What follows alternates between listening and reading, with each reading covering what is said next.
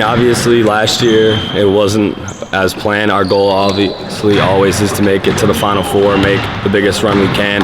I remember after we lost that game, me and Jair talked, and we basically said that it's not over yet. We have one more year, and we've been looking forward to this since we grew up together since 4th grade, and we've been looking forward to playing together, and we finally have it senior year, which is good. So we're going to try to make the best run we can.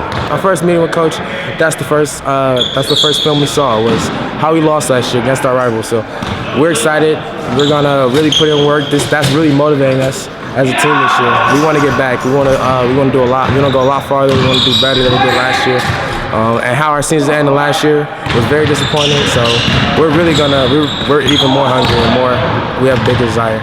You know, you always want to next play, you always want to move forward, right? But we realized that we were a possession away, however you want to look at it, from maybe going to the Final Four again. And as seniors, you know, as a coach, and you have seniors on your team that experience that, you try to use that as motivation. Like, that's how close we were. So now when we practice and when we play, like, every free throw is important in practice, every layup's important in practice, every time we do something that's important because it's one possession, right? So I can use that as motivation as a coach, but I think it also motivates these guys as players that they were that close. It didn't happen, so let's try to work a little bit harder and get it this year. Well, the work they mentioned putting in the offseason, I can see it physically in Jair's physical growth, in Danny's physical growth. What kind of work did these kids put in? For a lot of time in the weight room. We got one of, I think, the best strength and conditioning guys here at St. Ed's now, and these guys put a lot of time, a lot of effort into it. They even surprised me because I see them every day, but really when you take a step back and you kind of look at some film from last year and you look at who they look like this year, it's amazing. I don't think I've had too many teams that have changed their bodies as much as these guys have in an off season. And I think that just kind of shows what type of effort that we're looking for this year, and the motivation that they have. So I don't think St. Ed's, as you know, we're never going to surprise anybody anymore. I don't think maybe we've had some of the superstars that we've had in the past, possibly. Obviously Mike Bova being our lone D1 guy as of now. So maybe people think we're not as good or not as deep. But I really like this group. You know, they're experienced for one, which goes a long, long way. They're motivated.